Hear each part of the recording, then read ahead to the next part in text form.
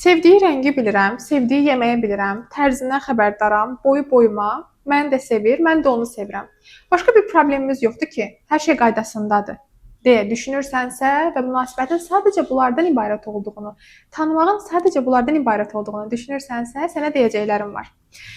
Siz o halda bir-birinizi tam tanımış olursunuz ki, partnyorunuzun yaralarını da bilirsiniz. Partnyorunuzun travmalarından xəbərdar olursunuz. Onun uşaqlığının necə keçdiyini, hansı ailədə böyüdüyünü, necə bir ailədə böyüdüyünü bilirsiniz.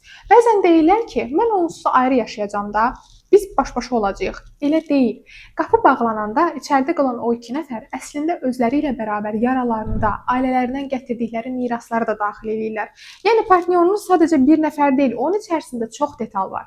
Siz o detalların sadəcə üzdə olanlarını öyrənsəz, evliliyin, münasibətin növbəti gələcək zamanlarında daha dərin hissələrini gördükcə təəccüblənəcəksiniz. Daha əvvəl belə deyildi axı deyəcəksiniz.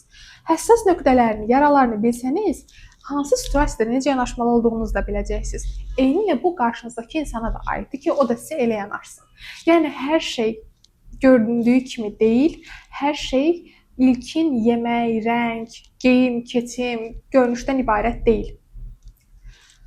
Əmin olun ki, dərinlərdə çox şeylər var və münasibətin əsas məsələsi elə ordadır.